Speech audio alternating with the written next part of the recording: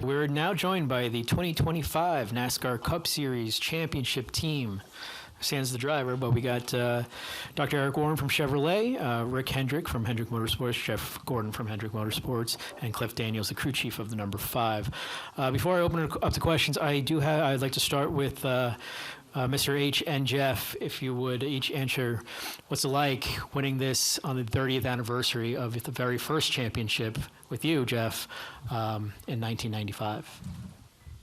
Well, it's hard to believe it's been 30 years, and we've been talking about this a lot, but it's a great day to have the 24 win the first championship and then the 5 win today, and 15 is unbelievable, and we're just excited for the company and all the people that work so hard. So never thought we'd win one. I thought I'd go to New York and watch Richard Childress and Dale Earnhardt get a trophy every year, but it feels good to get 15 of those things.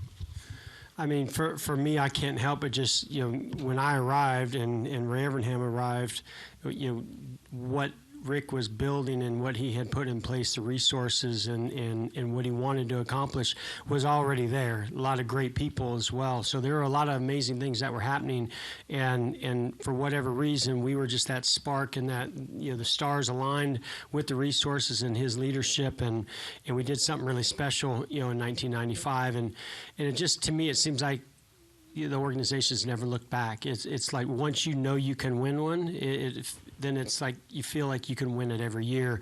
And we did that for a few of them, between Terry and myself, and then, of course, later with Jimmy. It's just unbelievable to me that over the 30 years, it's been 15 of them. So that's pretty good percentages, boss. I know you like the math, so I think you like those odds. All right, well, we'll start with questions. Start up here with Jordan. Jordan Bianchi, The Athletic. This question is for Cliff. Cliff, you've been very upfront about trying a year this has been. On the track, you guys have had your issues, off the track as well. In light of that and everything you had overcome today, was it almost apropos that this is how you guys won the championship? Yeah, it really was. And I just want to start by saying thank you to Mr. Hendrick and Jeff for their leadership along the way. This has been a very tough season for the 5 team on a lot of fronts. We had some really strong wins early in the year, had a lot of strength, and then the summer was tough. And we were down sometimes, down and sideways, just never quite down and out. And a lot of our team guys have just been through a lot this year. We've had things going on away from the racetrack where we've had to overcome obstacles, sometimes even tragedy, and work through a lot of things together, which, to me, there's just a lot of beauty in that, of a team banding together the way that we have this season. And that was really showcased today. I have to acknowledge that it was a pretty ugly day for us. At times we're up front, kind of in the top 3, a little bit in the mix. Certainly 11 was better than us. I think we were beat on raw pace today. And after we had the flat tire, there wasn't a lot of good things coming our way at the time, but we knew we would have more shots for pit stops and for restarts and maybe mix it up a bit. And the way that the team stuck together and continued to believe in each other. Kyle continued to believe that if we just had a shot, we could close it out. That was what was put on display today. And that kind of leads to my second question. This is for Jeff and Rick as well. As you guys they fall down a lap, and Denny's got the pace, obviously, and it looks like even the 24 maybe. Did you even think that the 5 could come back and be in contention? No. No. I mean, you got to be honest. At that point, I really felt like that they were out of it. But I was also listening on the radio, and Cliff never, wavered that they were out of it, and I love that about him and his leadership. I think that there was the spark to me was a couple cautions that kind of helped them stay in the game. Them in the 19 were sort of moving their way up there, but kind of got stuck, and then they made the 2-tire stop prior to the last one, right? And when they were hanging in the top 5, and I heard Cliff going, "We're okay here, guys. We're okay here." Now, I don't know exactly what he meant by that because we're running out of laps, but the car had speed, the car had balance. It wasn't bad, and then when that last caution come out, and I mean William Byron just those guys. They had a great year. I just hate it for them because they've been in this position last 3 years. So and that being the caution, my first reaction was, oh no man, the 24's got a problem, and then I started hearing Cliff on the radio talk about, oh, we're definitely taking 2. Don't let me put those words in your mouth, Cliff, but to me it sounded like there was no choice, no doubt, and then it just came down to how many are going to take 2 and what's the 11 going to do. Go over here to John.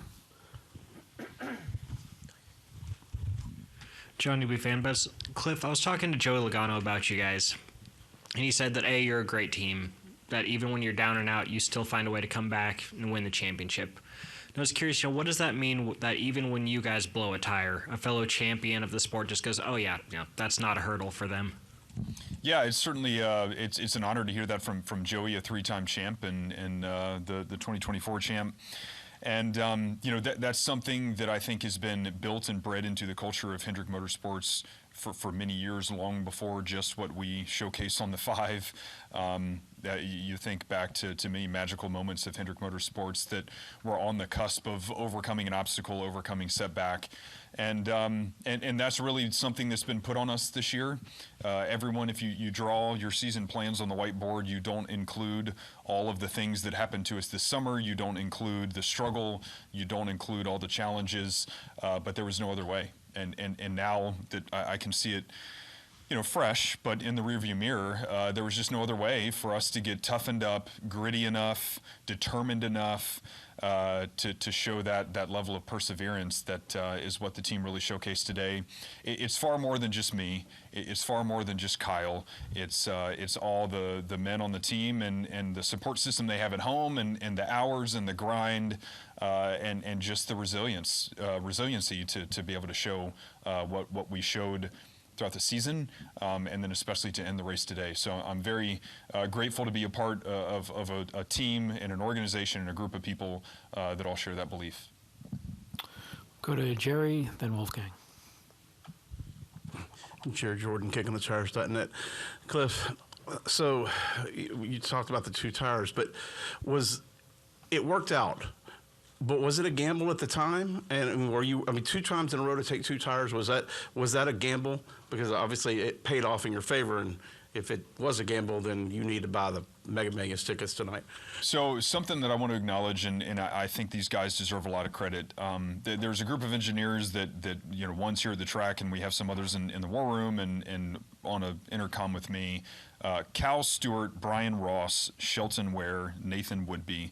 Kind of a team of guys that were on the intercom with me talking through the day.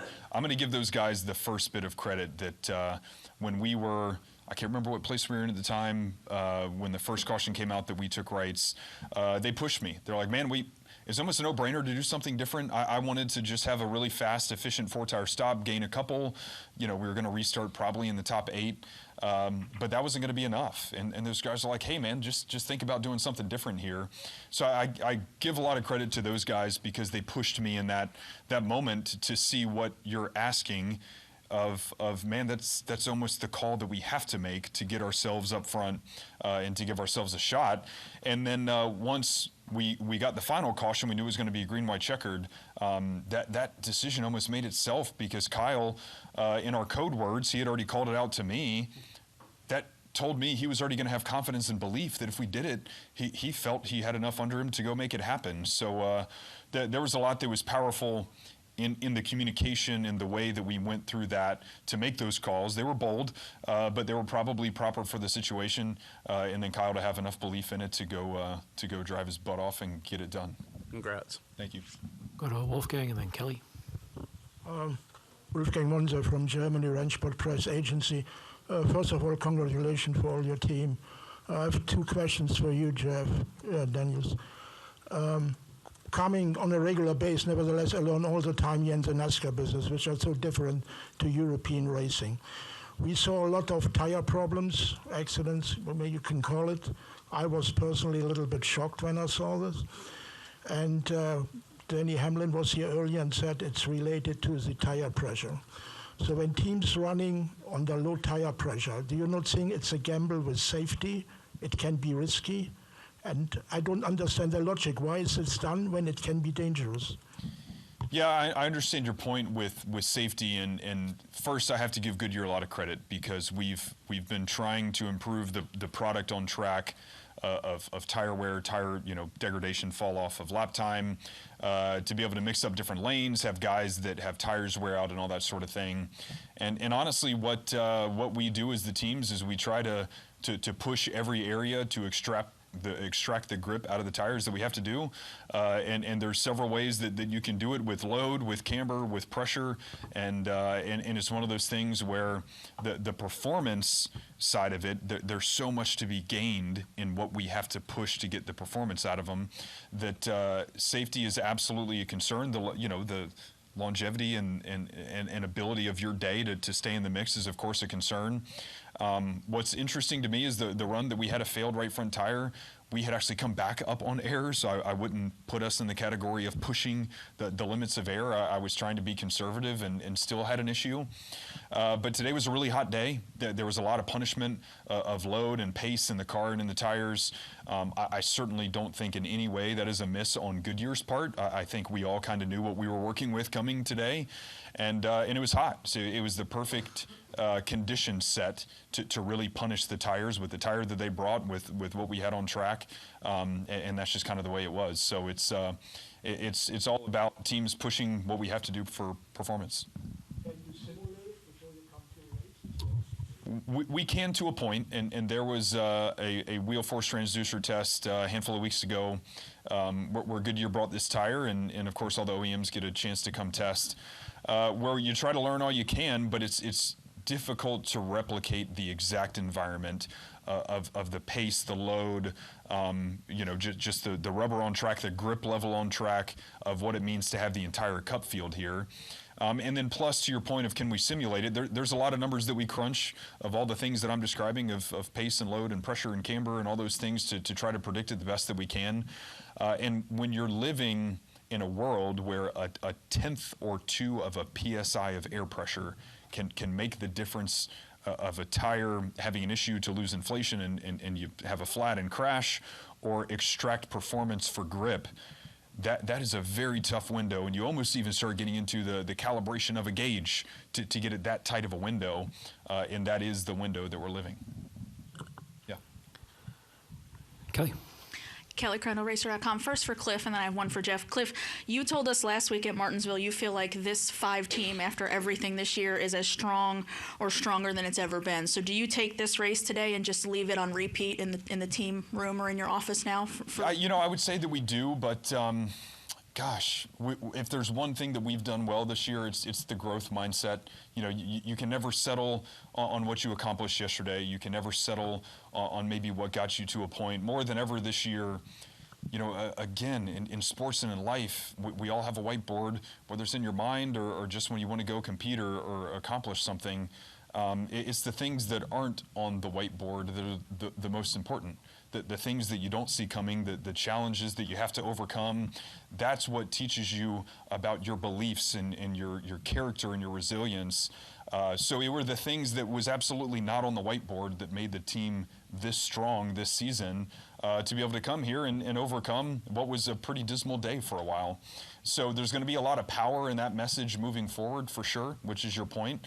But something that was kind of on my mind through the summer and through the playoffs is just continuing the growth mindset. What can we do to improve ourselves, our process, who we are? I told the team I want to be champions in life and racing in that order.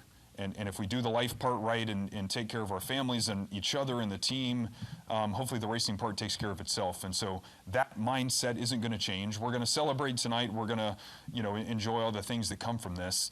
But if we're going to do it again next year or the year after, it's probably going to be really daggone hard, and it's going to be the things that aren't on our whiteboard that are going to make the difference. So I don't want to miss what those things are, and I want to make sure that we have a team that's built to see those things, to feed on those things, and to be better because of it. Jeff, earlier this week, Larson said about chasing a second championship that means he's also chasing you and Tony Stewart, two drivers that he looked up to that have multiple championships. So for you to see him now have multiple titles, and he's also, of course, in your organization, I guess just thoughts or emotions around that and what he said about trying to chase you and your titles. Well, I have the utmost respect for his abilities behind the wheel, and couldn't be more proud of the effort that Rick, put into bringing him to Hendrick Motorsports. I've known Kyle for many, many years, watching him race sprint cars, and I always knew that, if you could put him behind the wheel of a Hendrick Motorsports car, he'd do special things. And I also believe that records and championships, they're made to be broken.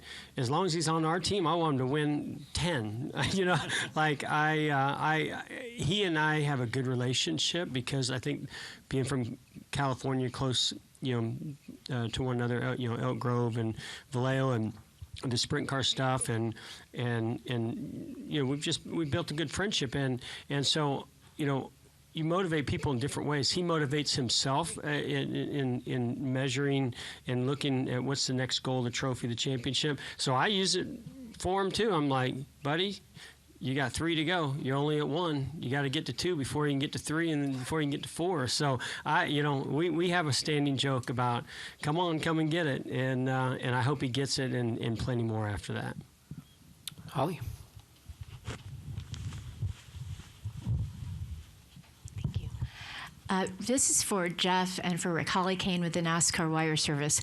When you saw how Kyle emerged after that final pit stop and that he was ahead of Denny, did you say, we got this? Did you know, knowing Kyle and knowing how he is, did you guys feel a certain, we got this? I'm curious about this answer. Okay. Things were happening so fast. I just thought the race was over. And then I didn't even know when Roger came to see me, Roger Penske, I didn't know the 12 car won because I was watching the 5 car and how they were running. But it was, I know when there's a restart and you get Kyle in position, he's going to be tough because he will put the car in places that other people maybe won't, and he's got the talent to drive the car on the edge. So it was, I almost jumped off the box. I mean, I was ready to call Joe and say congratulations and see Denny, and then all of a sudden here we are. We're going to win this thing, and I think I had one lap to think that. So right, Jeff? Yeah. I wanted to see how the lineup went.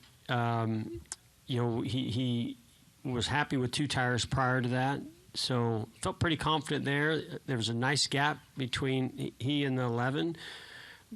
But you saw what Corey Heim did in the Truck Series. He was leading in the first turn almost, and Denny was so good on short runs. So for him with 4 tires against the 2 tires being in the inside lane, being able to have all that room, I really thought he was going to go up there and wrap the apron and be right there. Maybe not the lead, but be right there, and then. On the launch, I didn't think Larson got a great launch. There was a bit of a gap between the 48 in front of him, and I was like, oh, no. And then when he went, and I thought he was going to go to the middle and wanted to, and he went to the outside, and he and the 48 got, were really tight. So I was watching the 5, and him get around the outside, wasn't even really paying attention to 11 until they came off at 2, and I said, okay, he's still navigating some traffic. I've seen it since then. I realized that the 22 was down there putting a pretty good corner together, and that kind of stalled out Denny until the next lap where he dove in there, knowing he was kind of running out of time, and then he bobbled in. It wasn't until then that I felt like we got it. But at the same time, with Kyle Larson, he even though they're screaming his ear, you got it, you don't need to do. I'm like, I think he still wants to win this thing, and he's pounding the rear bumper of the 6 and Keselowski down the back straightaway. So I do know, when we got to the middle of 3 and 4 that he had it, but it wasn't until then. We'll go to Bob.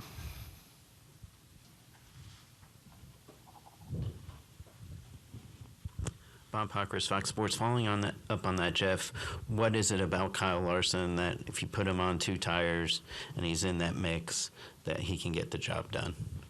Well, I mean, his experience in all kinds of racing, whether it's sprint car racing and making aggressive moves that work. This year, Cliff talked about the team has been through a lot. Kyle's been through a lot, right? You think about the double and the month of May and the 600, and it's the first time I saw his confidence get brought down, a notch.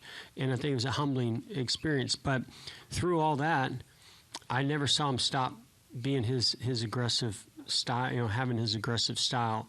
And so, to me, when Kyle Larson has a shot at a checkered flag or a championship, he's going to give 110%, and you know that. Now, he might scuff the wall, or who knows what might come from it, but he's come through the other end of it in a good place, and has experienced either victories or success doing it, that he brings that every time. And for Rick, Kyle has 2. How many more do you see in his future? I think, I think Kyle will win a lot of championships. It's so hard. I look at Denny and how good Denny's run, and he hadn't got one. These things are really hard under these rules to win a championship. You win all the races, you win a ton of races, you get here, have a flat tire, things can happen. It's a lot of these things are kind of out of your control. But I like the old system. I like locking it down, race before you go to the finals. But sleep a lot better. It's a lot more fun. But no, it's just hard. You've got to be here. And I mean, Denny had tremendous speed today, and it just didn't work out. But I think Kyle can win. I think Kyle can. I think Williams going to win a lot, and I think Chase is coming. I mean, he is really coming on, and Alex was a really good car here today. So I think we're bringing 4 really good cars to the track, and if we're there every week running in the top 5, going to win races, and we're much better at Phoenix than we have been in the past. So I'm glad we're not coming here for the championship next year, though. Yeah, that's all I was going to add is, we knew today was going to be a big challenge, but we were already getting excited about Homestead next year. We want Homestead. All right, we'll go in the back. Noah? Noah Reed, Kenny Wallace Media. Jeff, you had the opportunity to race Kyle back when he was Kenny Wallace has his own media company? I thought those were just TikToks.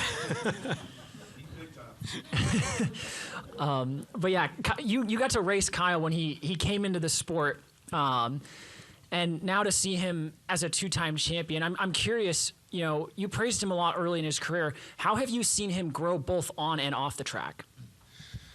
Oh gosh, I mean, yeah, just since he's been with us, the maturity level. I mean, obviously he has 3 kids, and so as a father, that certainly forces you to mature quickly. And not saying that he wasn't mature, but he when I first met him, he just kind of had one singular focus and goal. It's just be aggressive, win races, and be a dirt racer on top of being a stock car racer. He never wanted to give that up. And I think what I've seen now is how he embraces his teammates, the whole organization, Chevrolet, and what they're doing. He's just seeing the bigger picture and his role in it, and how important the other people around him are to that effort.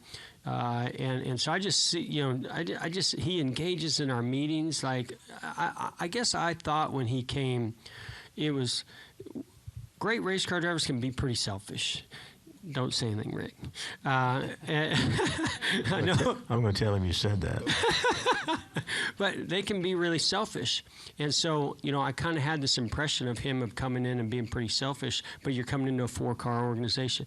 And he has surprised me. He's been anything but that. He brings stuff out of the other drivers in the meeting. He's giving everything that's on his plate or on his mind in the meetings. And it's that brings out that same thing in others around him, and it elevates the whole organization. That's what Rick has built as a foundation of you're only as good as the information you have, and the information sharing and the collaborations. And he's really embraced that, and that makes me excited about our future, not just with Kyle, but the whole organization. Go to Dominic up here. Raise your hand, Dominic.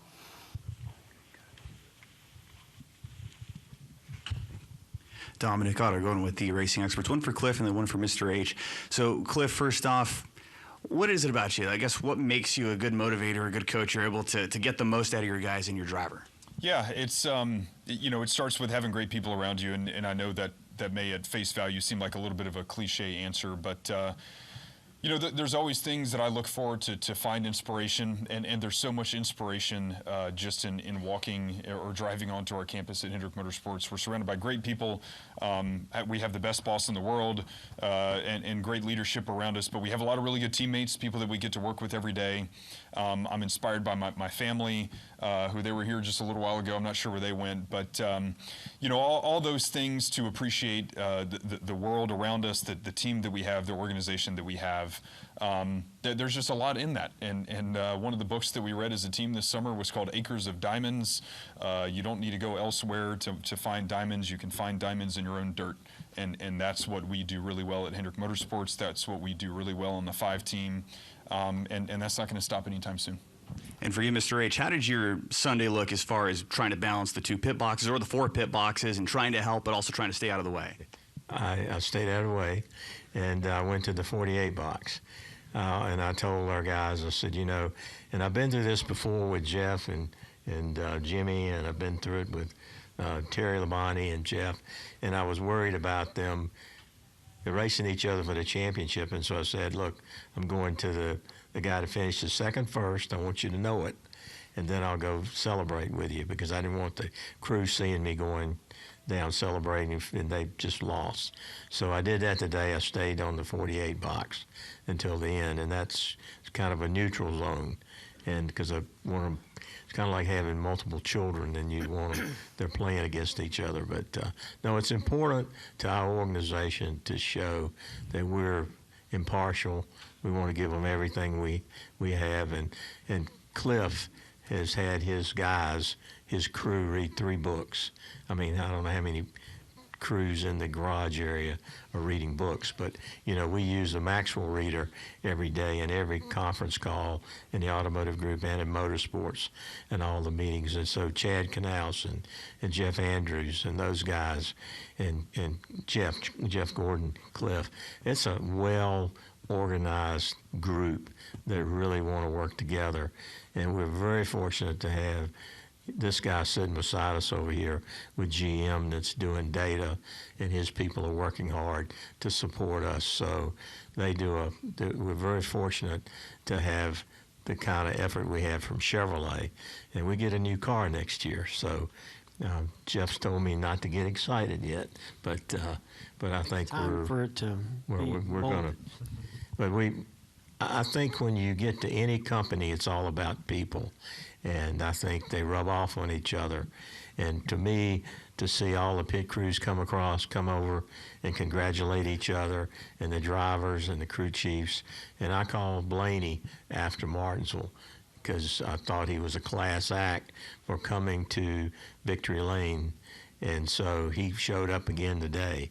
And I told him, I said, you're a big man to end up getting knocked out at Martinsville, and look, he won today, and he still came to Victory Lane today to celebrate, not to celebrate, but to congratulate us. So it's respect among people, and Cliff's an awesome leader, Jeff and Chad, and we're in the people business. I don't care what kind of business you're in.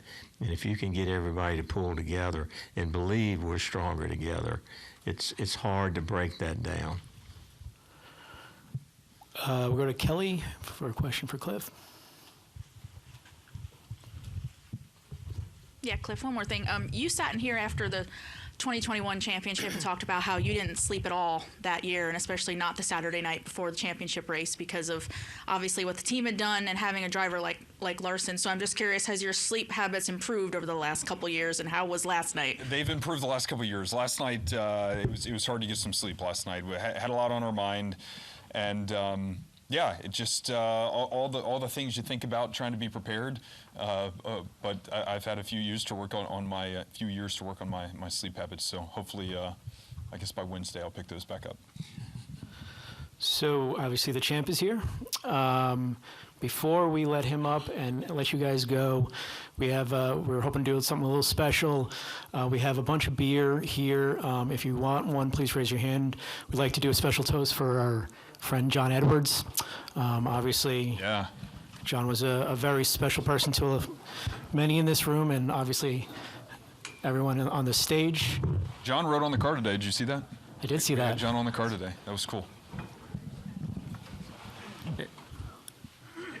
And I do want to just say thank you for everybody in this room. You know, John was special to all of us, and you guys had a special relationship with him. I just want to thank all of you for the support. You guys came to Charlotte when we had the service for him, and that meant the world to all of us at Hendrick Motorsports because John meant the world to us, and we miss him dearly. I believe he was riding in that car with our boy Larson over here today, so thank you. Does everyone have it? All right, so Jenna took the words out of my mouth. He would be very unhappy. This is not an IPA, a 9%, 9.8% IPA that would get you drunk off smelling it. But we love John. Congratulations to the 5 team. To John, we love you. We miss you.